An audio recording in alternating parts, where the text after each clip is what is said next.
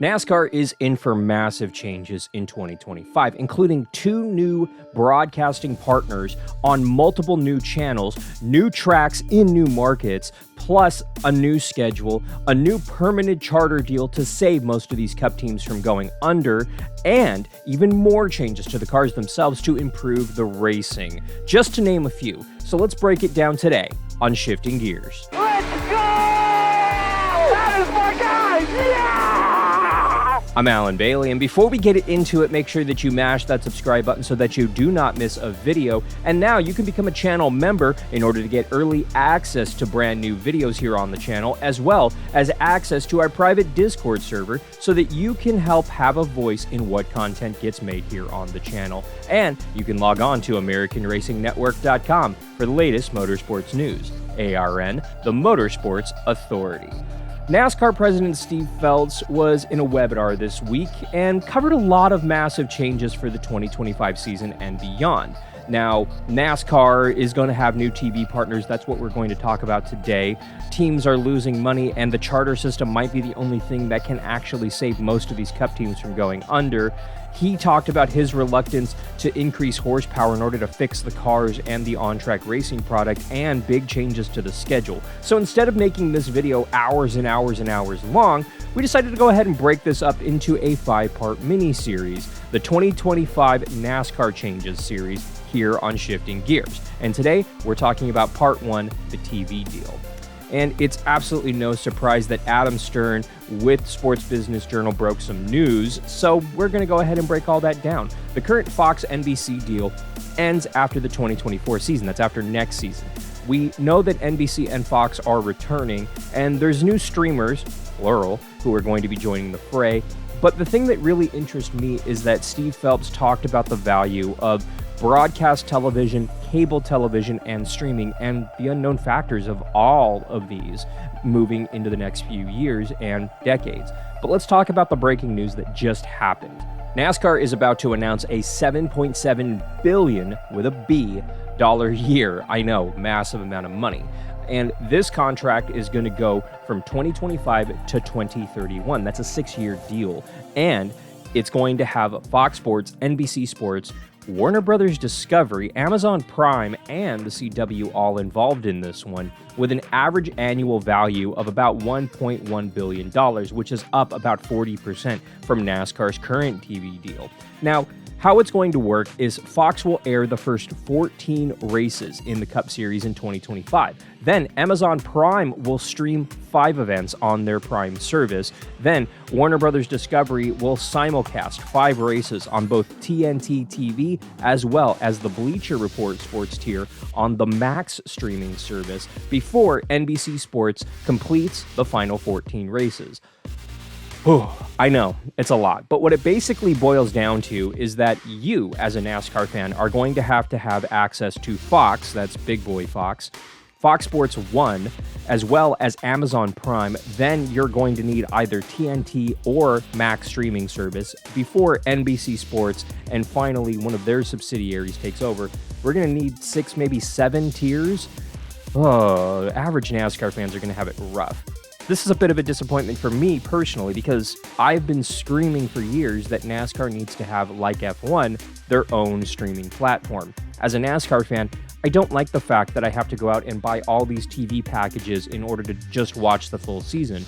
Personally, NASCAR, I hope you're listening, I would rather sincerely write a $20 check to NASCAR directly every single month and just be able to watch every single race, every single practice session, every single qualifying session on a single streaming service or channel throughout the entire season. It's essentially what we had in the 2000s with Fox, with Speed Channel carrying so much of it, and then it became Fox Sports 1, and we kind of lost that, unfortunately. So I do like the fact that NASCAR is dipping their toes into the streaming market finally. I feel like that's a massive undertapped market for NASCAR, with so many people having Amazon Prime and HBO Max, now known as just Max, in their homes already. I do think that Fox and NBC might not be the best long-term deals, but we're going to get into that in a little bit because Steve Phelps had some interesting comments to say about everything that's happening in the TV broadcast package for 2025 and beyond. We are super excited about what 2025 is going to bring to us because of where the distribution that we now have across here, which is a combination of obviously broadcast, cable, and streaming. We want to meet race fans where they are, or potential race fans where they are. We think this group does exactly that for us. So we couldn't be happier to have them on board. The other thing I want to talk about very quickly is what our industry, the NASCAR industry, has done to come together. Whether you're talking about drivers, racetracks, our race teams, our industry comes together better than any other sports property when there's a mountain to climb. And that's what happened in 2020. That's what happened, honestly, just for the sport overall. And you look at the growth of where the sport is, and I think it's a testament to the success of the sport to have these world-class media companies all want to be part of our sport.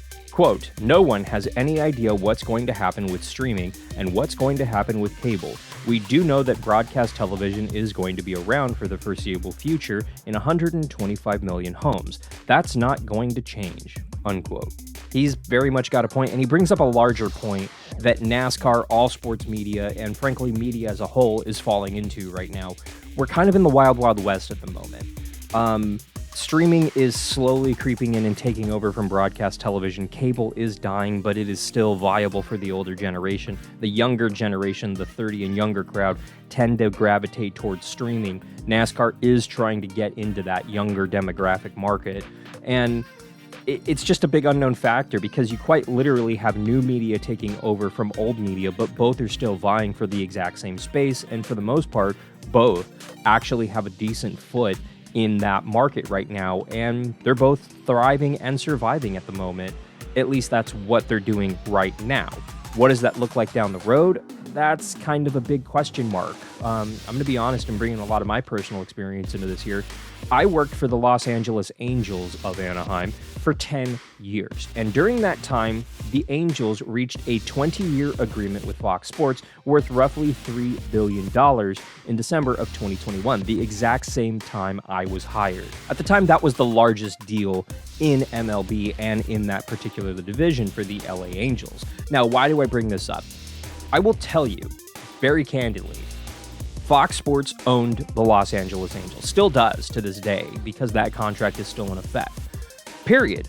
I was there and saw the changes that came through, honestly. It was massive, massive wholesale changes for the team. The team heavily relied on that money from Fox Sports in order to continue to function, especially through COVID and through everything that happened with COVID. Yes, I was let go at the tail end of COVID because my wife was sick, and they literally called me and told me, yeah, you can either stay with your sick wife while she's on the operating table or come to work on Monday. Obviously, I didn't choose the latter, so I was unfortunately fired from the Angels. It was disappointing at the time, but honestly a little bit of a blessing in disguise. But during my time with the Angels, I can tell you that Fox Sports executives more or less made all the decisions for the LA Angels from a business perspective. Now, during my time with the LA Angels, a lot of different changes were happening behind the scenes, whether it was games being broadcasted on quote-unquote Big Fox or Small Fox, Fox Sports West, or farming out games entirely to YouTube. Things definitely changed, and there was definitely an attitude change and a lot of experimentation happening behind the scenes and with the broadcasts, as well as who was where as far as on-field and on-camera talent. That's something that NASCAR is about to go through, because we have essentially 3 new companies coming in, and smart money would bet that you would like to have one team essentially working on all of these, but because it is 3 separate companies, basically we will see 3 new sets of broadcasters, broadcast teams, producers, etc. working on the Cup Series. And that's interesting to say the least. And yes, I'm including the CW network because they already announced that they have a deal to broadcast the entire Xfinity Series. That's a new team that will have to be trained, brought up to speed, as well as join the moving circus, essentially, that is NASCAR, going across the country for 38 weekends a year. It's a lot of work that needs to happen. And the big question, the massive question, is with the outlook for TV versus cable versus streaming. What's the final product? Which one is kind of dominating right now, and which one will be around down the road? We just simply don't know at this time, and Steve Phelps agrees with that. Quote, "What we do know is that the cable universe has declined. So what does that look like in 2 years, 5 years, 7 years? Don't know. But we better make sure that we have distribution points that will allow us to be successful moving forward, to have as many eyeballs as we can, while not insignificant, also getting paid. The revenue is significant that comes from these media rights or from these media partners," unquote. That is a massive understatement. This thrives and this literally fuels NASCAR as a sport. If these massive TV deals, these billion-dollar deals don't come through, or if for some reason NASCAR starts to get less for these TV deals and these TV rights, we're going to see some massive unpleasant changes, frankly, because NASCAR is an expensive sport. I'll tell you, from somebody who's worked at racetracks throughout my entire career, it's extraordinarily expensive to upkeep a racetrack. I know NASCAR has caught a lot of flack for that in recent years, but a lot of that money goes back into these racetracks just to, frankly, keep the lights on. Things like paint are easy, but things like making sure that the pipes, that there's food stocked for fans, that the security is there, that insurance is paid, because frankly, insuring a major sporting event like NASCAR is significantly more than a baseball game or a football game or even a basketball game. So there's a lot of money that needs to be pumped into things behind the scenes that fans just don't think about.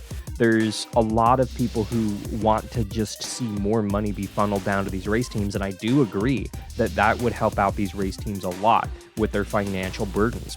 But there simply might not be enough pie to go around to everybody at Thanksgiving this year. And that's a bit of a struggle, and that opens up a bigger can. Where does this money actually go?